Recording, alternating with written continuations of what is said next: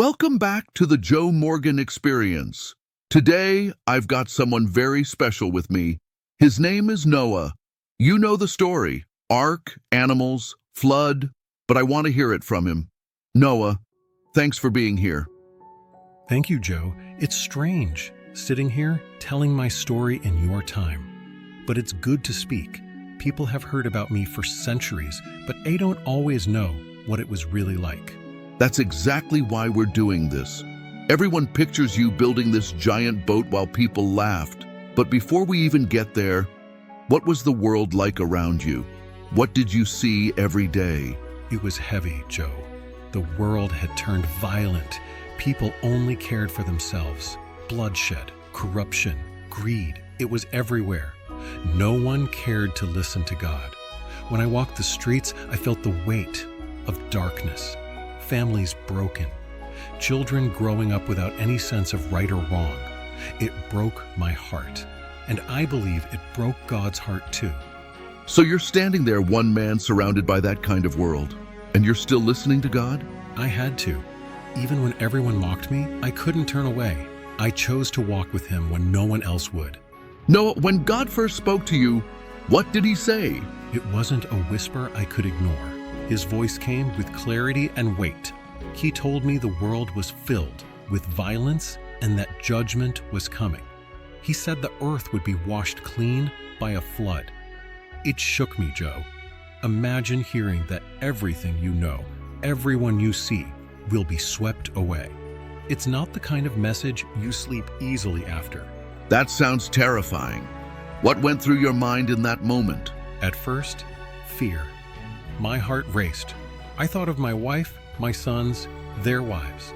I thought of neighbors I had known since childhood. The idea of losing everything, it's not something a man can hold lightly. But God also gave me a task: build an ark, a place of safety. And in that command, I found a strange kind of peace. If he was giving me work, then he was giving me hope. So instead of panic, you found purpose? Exactly. Every swing of the hammer was my answer to God's call, and every board I lifted reminded me that obedience was the only path forward. Noah, people must have thought you lost your mind. How did they react when you started building? They laughed, Joe, day after day. At first, it was just whispers, neighbors pointing, children giggling as they passed by. Then it turned into open mocking. Men would gather just to watch me work and shout insults. Some even threw stones toward the ark, not to break it, but to break me. They called me a fool. They said, "Where is this rain you talk about? The skies are clear. The sun is strong." They thought I was wasting my life. And yet, I kept building. That had to hurt. Didn't you ever feel like giving up? I'd be lying if I said I didn't. I was human. The noise wore me down. There were nights I lay awake, asking myself, what if they're right? What if I am crazy? But then I remembered the voice of God. His command burned in my heart. And every time I felt weak, I looked at my family. My sons carried wood beside me. My wife brought food to the worksite. Their faith in me gave me strength. Together, we pressed on. How long did you build, Noah? This wasn't a weekend project. That's right, Joe. It wasn't weeks or months. It was years. Long, grueling years. Sunrise to sunset, cutting timber, shaping beams, sealing the wood with pitch. My hands blistered and bled. My back ached every night. And all the while, people walked by shaking their heads. They grew older mocking me, and I grew older building. Some of the same men who laughed as young boys grew into fathers, and they kept laughing still. They lived their whole lives in the time it took me to finish that ark. That's hard to even imagine. Didn't the size of the task feel overwhelming? Many times, the ark was massive. Every measurement God gave me was larger than anything I had ever seen built. It felt impossible. But I learned something important. Obedience doesn't mean I need to understand everything. It just means I need to take the next step. One beam, one board, one nail at a time. And over years, what looked impossible became reality. Noah, what about your family? How did they handle all of this? My family carried a heavy burden, Joe. My wife stood by me even when the whole village turned against us. She faced whispers in the marketplace, mocking eyes from the women. My sons, Shem, Ham, and Japheth, grew up as outcasts. Boys their age mocked them, called them the children of the mad carpenter. Yet they still chose to stand with me. They cut wood at my side, they hauled beams on their shoulders, and they endured the laughter of their friends. I saw in them the same faith that carried me through. It wasn't just my obedience, it was theirs too. That's powerful. So this wasn't just your journey, it was your whole family's. Exactly. God's command was to me, but the calling stretched across my household. We all bore the cost together, and I believe that is why we were saved together. Because in a world that turned its back on God, my family chose to walk with Him as one. Noah, at some point the ark was finished, the work was done. What happened then? That was the moment of silence, Joe. The years of labor stood behind me, and the massive ark loomed over us like a mountain. But the people still didn't believe. They laughed even louder. They said, "Where is this flood? The skies are still blue." Then God spoke again. He told me to bring in the animals, and that's when everything changed. Pairs of creatures began moving toward the ark. Birds swooped down in flocks. Lions walked beside deer. Elephants thundered through the valley, yet no one was harmed. It was a sight the world had never seen. That must have stunned people. They were stunned, yes, but not changed. For a moment, their laughter died. Faces went pale. Children clutched their mothers. Some ran in fear. Others whispered that I must be some kind of sorcerer. But even then, they didn't turn their hearts. They saw the hand of God, yet refused to bow to Him. And I felt the ache in my chest because I knew their chance was slipping away. So Noah, the animals are inside, the ark is ready. What did God tell you to do next? He told me and my family to enter the ark. Joe, that moment was heavier than all the years of building. I stood at the doorway and looked back. I saw neighbors I had known since childhood, faces of men I worked beside in the fields, women who once shared meals with my wife.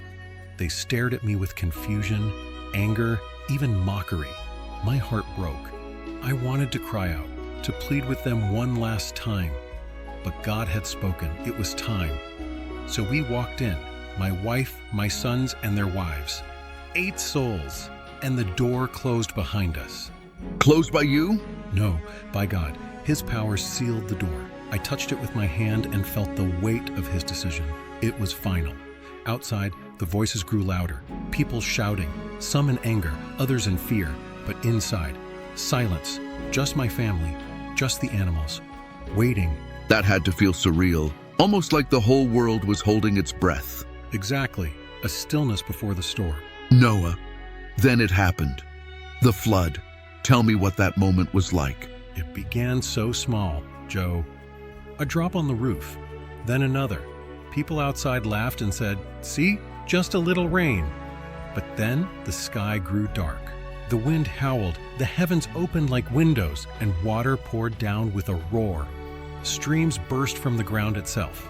It was as if the earth had been holding back its tears for centuries, and now it could no longer hold them.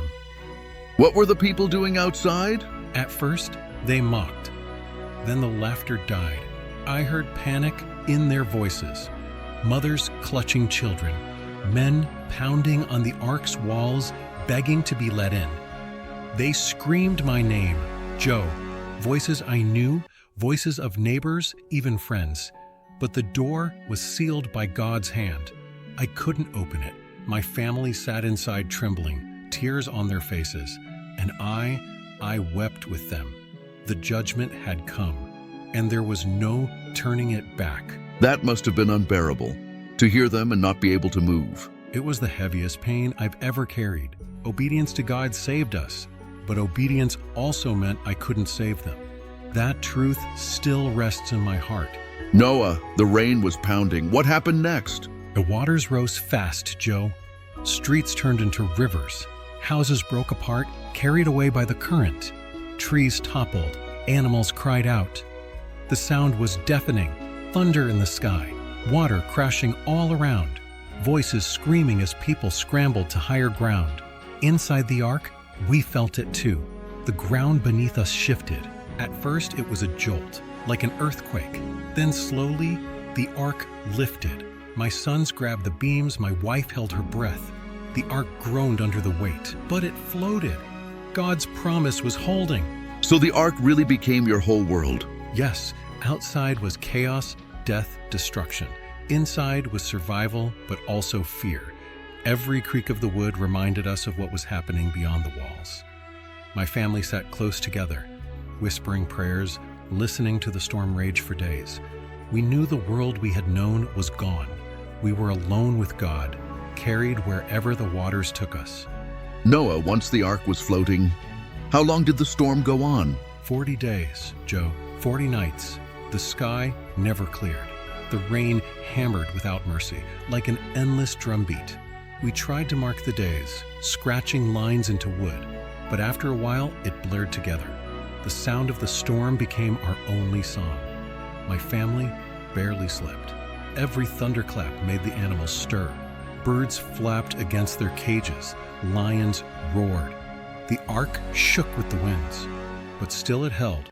Every day I walked its length, running my hands over the beams, whispering prayers over the wood. I wasn't keeping it afloat. God was, and I had to trust Him with every wave. Did you ever think the ark might break apart? Many times, I'd hear the timbers groan, the pitch creak, and I would imagine the waters breaking in. But then I'd remember, God gave me every measurement, every instruction.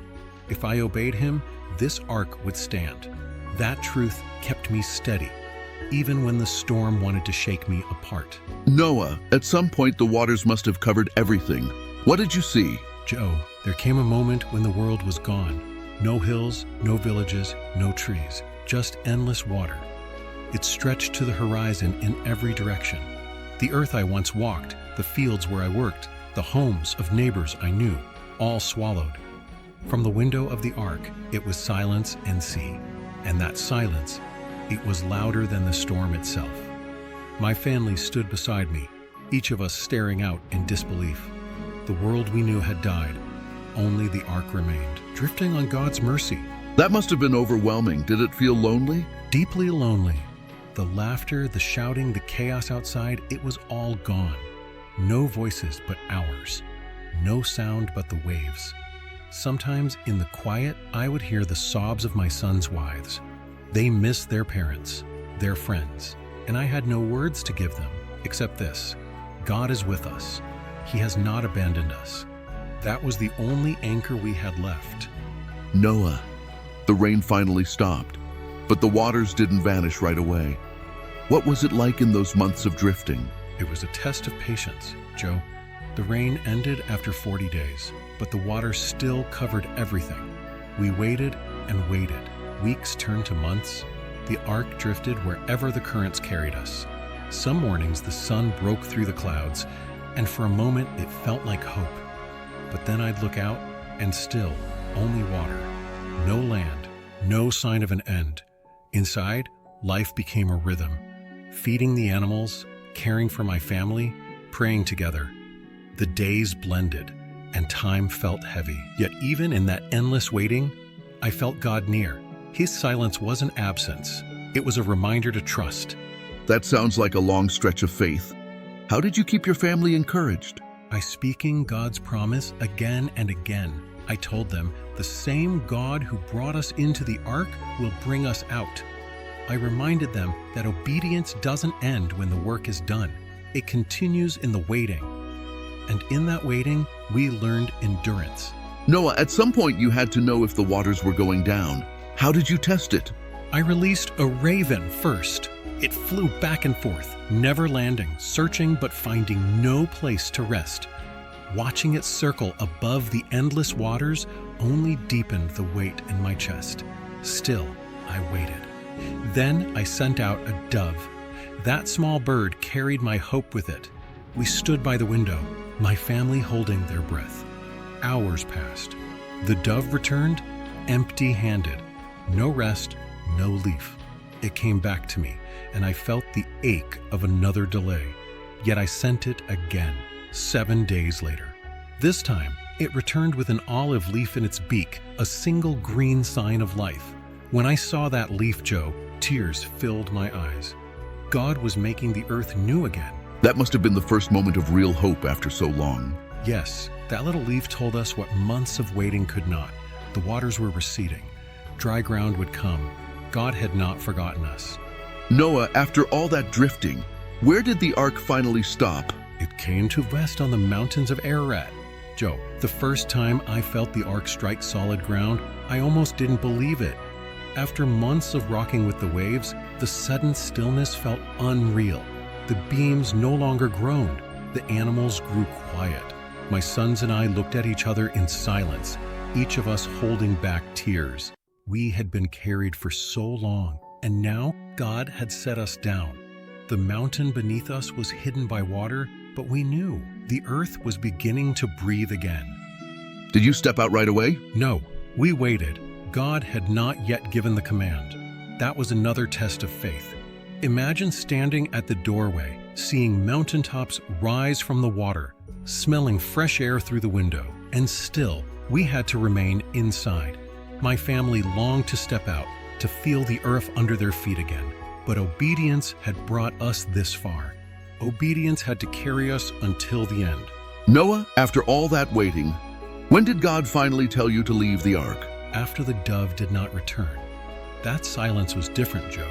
It wasn't emptiness, it was release. And then God's voice came again, clear and strong. Go out of the ark, you and your family. Bring out every creature with you. My heart pounded. After months of waiting, the time had come. I opened the door and the light poured in.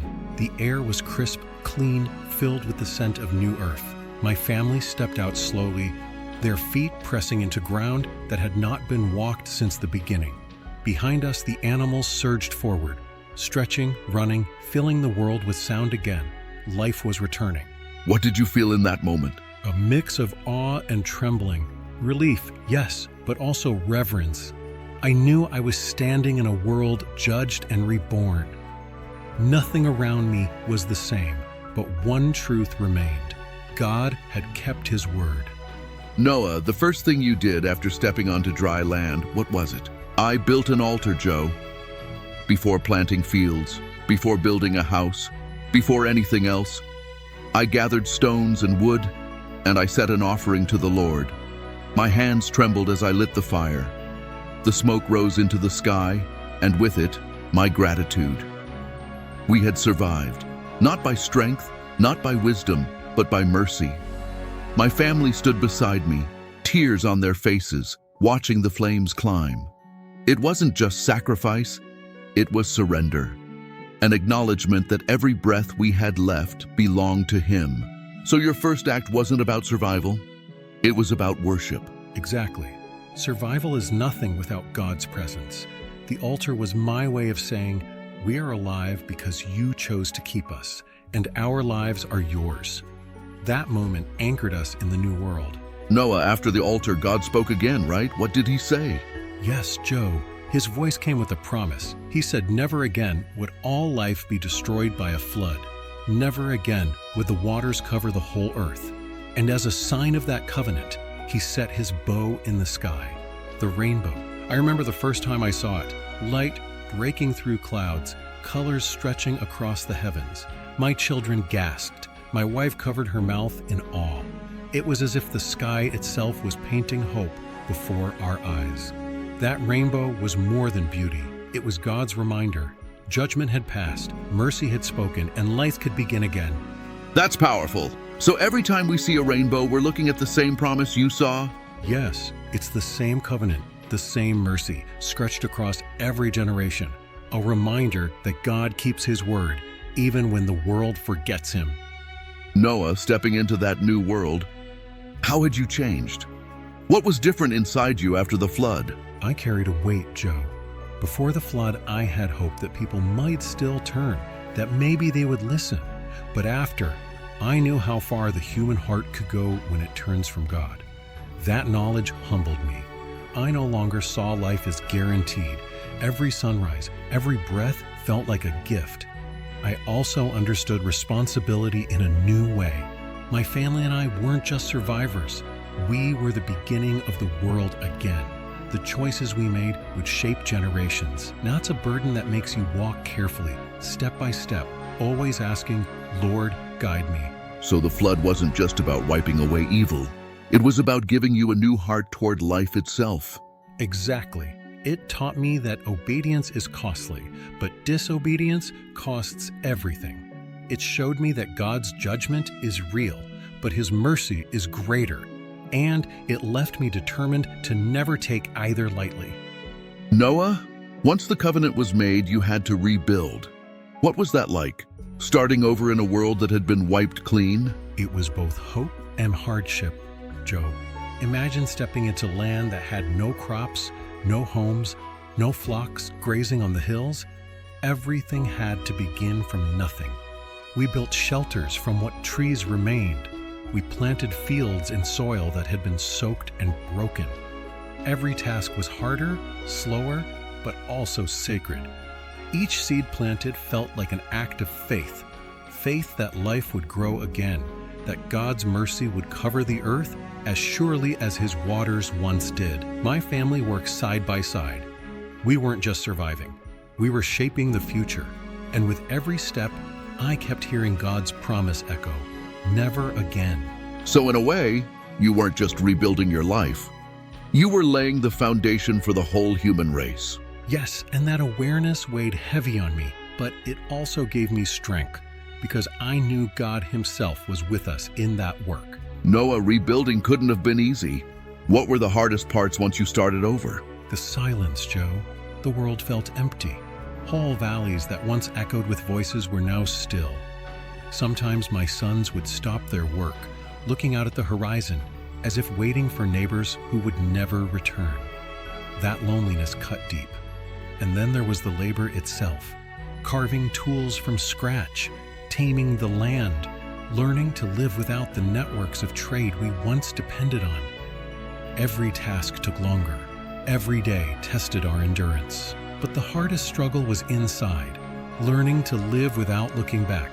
The memories of those who mocked, those who begged as the waters rose, those memories lingered. I had to choose each day not to drown in the past, but to trust the future God was building.